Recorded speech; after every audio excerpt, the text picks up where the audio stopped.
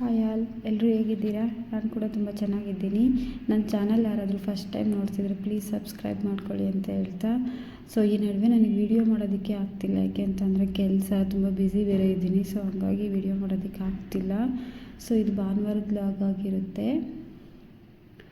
ಮಾರ್ನಿಂಗಿಂದಲೇ ನನಗೆ full video ಮಾಡೋದಕ್ಕೆ time ಸಾಕಾಗಿಲ್ಲ ಅಂತ ಅಂದ್ಬಿಟ್ಟು ಇವಾಗ ಚಪಾತಿ ಮಾಡ್ತಿದ್ದೆ, ಅಲ್ಲಿಂದ ವೀಡಿಯೋ ಸ್ಟಾರ್ಟ್ ಮಾಡಿದ್ದೀನಿ. ಇವತ್ತು ಸಂಡೇ ಆಗಿರೋದ್ರಿಂದ ವರಮಹಾಲಕ್ಷ್ಮಿ ಹಬ್ಬದ್ದು ಕ್ಲೀನಿಂಗ್ ಕೆಲಸ ಎಲ್ಲ ಇದೆ. ಸ್ವಲ್ಪ ಕಿಚನ್ನೆಲ್ಲ ಕ್ಲೀನ್ ಮಾಡ್ಕೊಳ್ಳೋಣ ಅಂತ ಅಂದ್ಕೊಂಡಿದ್ದೀನಿ. ನೋಡ್ಬೇಕು ಎಷ್ಟೊತ್ತಾಗುತ್ತೆ ಅಂತ ಗೊತ್ತಿಲ್ಲ. ಈ ವೀಕ್ ಅಷ್ಟೇ ನನಗೆ ಕೆಲಸ, ಇನ್ನು ಮತ್ತೆ ನಾಳೆಯಿಂದ ಡ್ಯೂಟಿಗೆ ಹೋಗಬೇಕು, ಆಗೋದಿಲ್ಲ.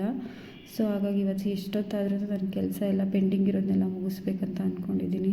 ನೋಡಿ, ಇದು ಹೆಣ್ಮಕ್ಳಿಗೆ ವರ್ಕಿಂಗ್ ವುಮೆನ್ ಆದರೆ ಎಷ್ಟು ಕಷ್ಟ ಆಗುತ್ತೆ ಅಂತ ಅಂದರೆ, ನಾವೇನೇ ಕೆಲಸ ಇದ್ರೂ ಪೆಂಡಿಂಗ್ ಇರೋದು ಸಂಡೇ ಅಷ್ಟೇ ಮುಗಿಸ್ಕೋಬೇಕಾಗುತ್ತೆ, ಇಲ್ಲ ಅಂತಂದರೆ ಸಾಯಂಕಾಲ ಬಂದು ಮುಗಿಸ್ಕೋಬೇಕಾಗುತ್ತೆ. ಸೊ ಹಾಗಾಗಿ ಇವತ್ತು ನನಗೆ ತುಂಬ ವರ್ಕೇ ಇದೆ ಅಂತಲೇ ಹೇಳ್ಬೋದು. ಕಿಚನ್ನೆಲ್ಲ ಕ್ಲೀನ್ ಮಾಡಬೇಕು, ಕಬೋರ್ಡ್ಸ್ ಕ್ಲೀನ್ ಮಾಡಬೇಕು, ಇನ್ನು ರೇಷನ್ ಬೇರೆ ತರಬೇಕು. ನೋಡಿ, ಚಪಾತಿ ರೆಡಿ ಆಯಿತು.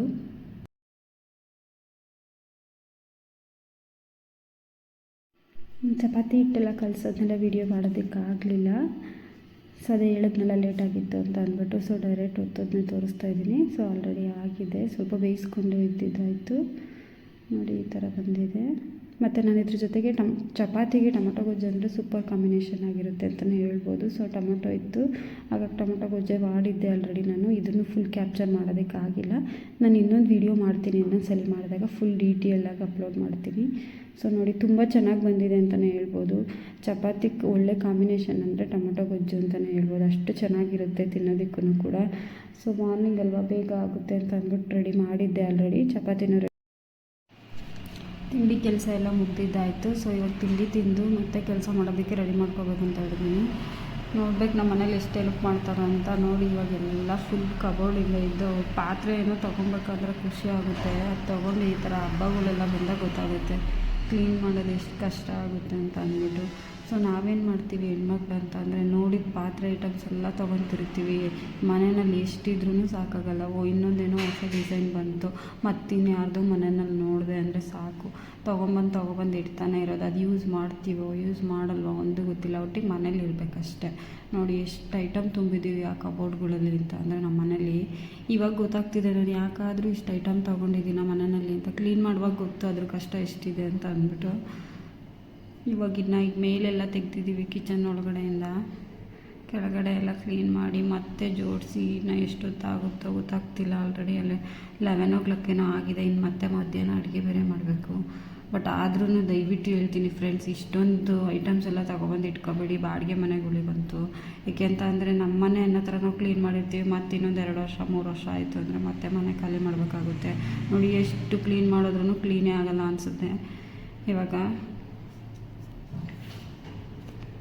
ನಾವೇನಂತಂದರೆ ಐಟಮ್ ಹೊರಗಡೆಯಿಂದ ಏನಾದ್ರು ಮಾಡಿದ್ವಿ ಅಂದ್ಬಿಟ್ರೆ ಎತ್ಕೊಬಂದು ಇಕ್ತೀವಿ. ಇಲ್ಲಿ ನೋಡಿದ್ರೆ ಗೊತ್ತಾಗುತ್ತೆ ಇವಾಗ ಕ್ಲೀನ್ ಮಾಡುವಾಗ ಎಷ್ಟು ಕಷ್ಟ ಆಗುತ್ತೆ ಅಂದ್ಬಿಟ್ಟು. ಹೆಂಗೋ ನನ್ನ ತಮ್ಮ ಇದ್ದ, ಅವನು ಕೂಡ ಹೆಲ್ಪ್ ಮಾಡಿಕೊಡ್ತಿದ್ದ.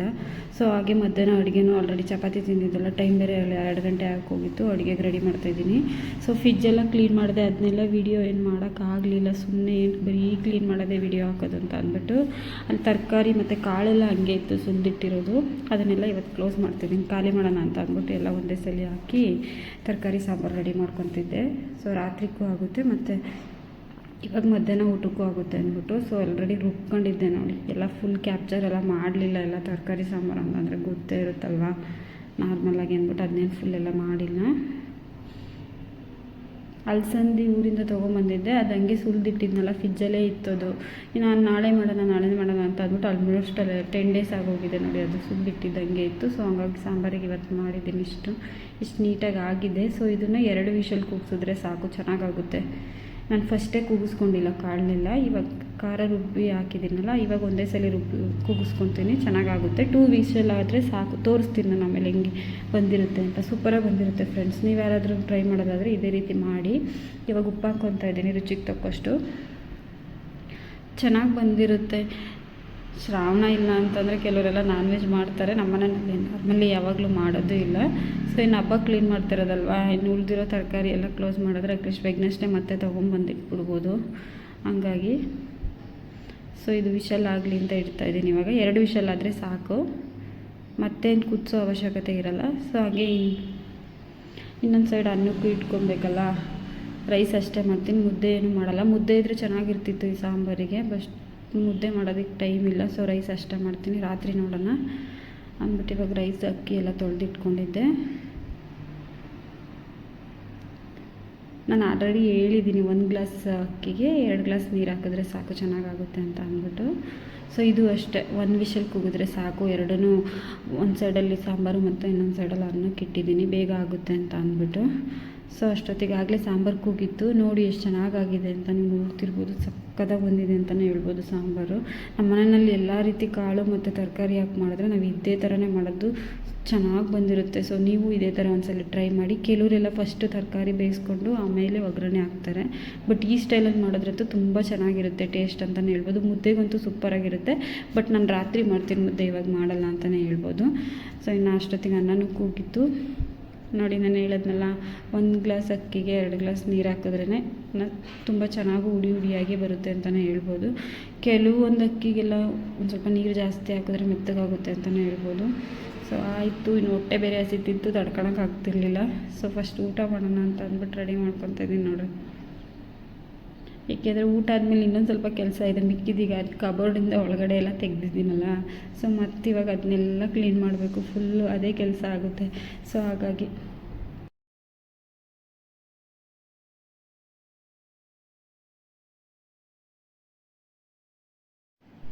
ಊಟದ ಕೆಲಸ ಮುಗೀತು. ಈಗ ಮತ್ತೆ ಸ್ಟಾರ್ಟ್ ಆಯಿತು ನಂದು ವರ್ಕ್ ಕೆಲಸ. ಇಲ್ಲೆಲ್ಲ ಅಂದರೆ ಏನಂದರೆ ಅಡುಗೆ ಮಾಡ್ತಿರ್ತೀವಲ್ಲ, ಅದು ಒಗ್ಗರಣೆ ಮಾಡಿರೋದು ಎಲ್ಲ ಹೋಗಿ ಕೆಳಗಡೆ ಹೋಗಿ ಕುತ್ಕೊಂಡ್ಬಿಡುತ್ತೆ. ಅದು ವೈಟ್ ಕಲರ್ ಇರೋದ್ರಿಂದ ಬೇರೆ ಎಷ್ಟು ಒರೆಸಿದ್ರೂ ಗಲೀಜಾದಂಗೆ ಇರುತ್ತೆ. ನಾನು ಮಂತ್ಲಿ ಒನ್ಸ್ ಕ್ಲೀನ್ ಮಾಡ್ತಾನೆ ಇರ್ತೀನಿ ಫ್ರೀ ಸಿಕ್ತಾಗೆಲ್ಲ, ಆದರೂ ಕೂಡ ಅದು ಹಂಗೆ ಇರುತ್ತೆ, ಏನೂ ಮಾಡೋಕ್ಕಾಗಲ್ಲ, ಕ್ಲೀನ್ ಮಾಡ್ಕೊತಾನೆ ಇರಬೇಕು. ನೋಡಿ ಇವಾಗ ಎಷ್ಟು ಕ್ಲೀನ್ ಮಾಡಿದ್ರೂ ಅಷ್ಟೇ. ಆಮೇಲೆ ಇದು ವಿಂಡೋ ಸೈಡೆಲ್ಲ ಏನು ಮಾಡಿರ್ತಾರೆ ನಮ್ಮ ಓನರ್ ಅಂತ ಹೇಳಿದ್ರೆ, ಅದು ಫುಲ್ ಓಪನ್ ಥರ ವಿಂಡೋ ಕೊಟ್ಟಿಲ್ಲ, ಅದು ಕಂಬಿ ಬೇರೆ ಇದೆ, ಅದರೊಳಗಡೆ ಹಾಕಿ ಒರೆಸೋದಕ್ಕೂ ಆಗಲ್ಲ. ಹಾಗೆ ನಮ್ಮದು ಫ್ಲೋರ್ ಮೇಲ್ಗಡೆ ಬೇರೆ ಇರೋದ್ರಿಂದ ತುಂಬ ಪಾರಿವಾಳಗಳೆಲ್ಲ ಬರ್ತಾ ಇರ್ತವೆ, ಅದು ಅರ್ಧ ಗಲೀಜು ಬರ್ತಾ ಇರುತ್ತೆ ಅಂದ್ಬಿಟ್ಟು ನಾನು ಯಾವಾಗಲೂ ಕ್ಲೋಸ್ ಮಾಡಿರ್ತೀನಿ. ಸೊ ಇವಾಗೆಲ್ಲ ಟೈಲ್ಸ್ ಎಲ್ಲ ಒರೆಸ್ಕೊಂಡು ಕ್ಲೀನ್ ಮಾಡೋದೇ ಆಗುತ್ತೆ. ಇಷ್ಟೊತ್ತಾಯಿತು ನೋಡಿ ಕ್ಲೀನ್ ಮಾಡಿದ್ದೆಲ್ಲ ಮುಗಿಸ್ಕೊಂಡು, ಇನ್ನೆಲ್ಲ ತೋರ್ಸೋಕ್ಕಾಗಲಿಲ್ಲ. ಸೊ ಇವಾಗ ರೇಷನ್ ತಗೊಂಡ್ಬರ್ಬೇಕಿತ್ತು, ಆಲ್ರೆಡಿ 6 o'clock ಏನೋ ಆಗಿತ್ತು ನೋಡಿ. ಅಷ್ಟೊತ್ತಲ್ಲಿ ಕೂಡ ಬಂದಿದ್ದೀವಿ. ಎಷ್ಟು ರಶ್ ಇತ್ತು ಅಂದರೆ ಅದೇನೋ ಹಬ್ಬಕ್ಕೆ ಅಂತ ಅನಿಸುತ್ತೆ, ಮಂತ್ ಎಂಡ್ ಆದರೂ ಇಷ್ಟು ರಶ್ ಇತ್ತು. ಯೂಶ್ವಲಿ ಇಷ್ಟೊಂದು ರಶ್ಶೇ ಇರ್ತಿರ್ಲಿಲ್ಲ, ಯಾವಾಗಲೂ ಮಂತ್ ಎಂಡಲ್ಲಿ ಬಂದಾಗ ಫ್ರೀ ಅಂತ ಅನ್ನಿಸ್ತಿತ್ತು. ಬಟ್ ಅದೇನೋ ಈ ಸಲ ಹಬ್ಬ ಅಲ್ಲ, ಇನ್ನು ಫ್ರೈಡೇ ಇದೊಂದೇ ಸಂಡೇ ಅಂತ ಅಂದ್ಬಿಟ್ಟು ಸುಮಾರು ಜನ ನಮ್ಮಂತೆ ಬಂದಿರೋರು ಇದ್ದರು, ತುಂಬ ರಶ್ ಇತ್ತು. ನಾವು ಅಲ್ಲೇ ಒಂದು 2 hour ಆಯಿತು ಅನಿಸುತ್ತೆ ಹೆಚ್ಚು ಕಮ್ಮಿ ನಾವು ರೇಷನ್ ತೊಗೊಳೋ ಅಷ್ಟೊತ್ತೆ. ಅಷ್ಟು ಬಿಲ್ ಕೌಂಟ್ರುಗಳಲ್ಲೂ ನೋಡಿ ಎಷ್ಟು ಕ್ಯೂ ಇತ್ತು ಅಂತಲೇ ಹೇಳ್ಬೋದು. ಆಮೇಲೆ ಕೆಲವೊಂದು ಐಟಮ್ಸ್ ಎಲ್ಲ ಹಬ್ಬಕ್ಕೆ ಬೇಕಾಗಿರೋ ಐಟಮ್ಸೇ ಇರಲಿಲ್ಲ, ಅಲ್ಲಿ ಖಾಲಿನೇ ಆಗೋಗ್ಬಿಟ್ಟಿತ್ತು ಆಲ್ರೆಡಿ.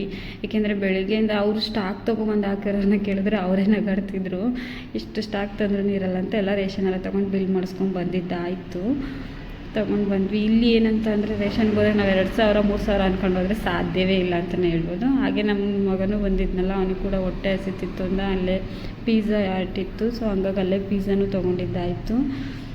ಇನ್ನು ಅವನು ಪಾಪ ಇನ್ನು ಮತ್ತೆ ಮನೆಗೆ ಹೋದರೆ ಹೋಮ್ವರ್ಕ್ ಬೇರೆ ಮಾಡಬೇಕಲ್ಲ, ಸೊ ಅಂತ ಅಂದ್ಬಿಟ್ಟು ಅಲ್ಲೇ ತಿನ್ಕೊಂಡು ಅವನು ಎಲ್ಲಿ ಬಿಡ್ತಾನೆ ನೋಡಿ. ಮನೆಗೆ ಬರ್ತಿದ್ದಂಗೆ ಫುಲ್ ಕೆಲಸ ರೆಡಿ ಇತ್ತಲ್ಲ, ಹೋಮ್ವರ್ಕ್ ಬೇರೆ ಮಾಡಿರಲಿಲ್ಲ. ಸೊ ಹಂಗಾಗಿ ಹೋಮ್ವರ್ಕ್ ಮಾಡ್ತಿದ್ದ ಅವನು. ಮತ್ತು ಅವನು ಎಷ್ಟೊತ್ತಾದರೂ ಅಷ್ಟೇ ಹೋಮ್ವರ್ಕ್ ಮಾಡಿಲ್ಲ ಅಂದರೆ ಮಲಗೋದೇ ಇಲ್ಲ, ರಾತ್ರಿ 11 ಆದ್ರೂ ಒಟ್ಟಿಗೆ ಬರೀಲೇಬೇಕು ಅವನು ಹೋಮ್ವರ್ಕು, ಆ ಥರ ಇದ್ದಾನೆ. ಸೊ ನನಗೇನು ಅದು ಟೆನ್ಷನ್ ಇಲ್ಲಪ್ಪ, ಬರೀತಾನೆ ಒಂದು ಹೋಮ್ವರ್ಕ್ ಅವ್ನಿಗೆ ಕೊಟ್ಟರೆ ನೀಟಾಗಿ.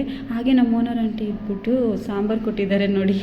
ಏನು ಸಾಂಬಾರು ಅಂತ ಅಂದರೆ ಇದು ಬಿದ್ರು ಕಡಲೆ ಸಾಂಬಾರಂತೆ.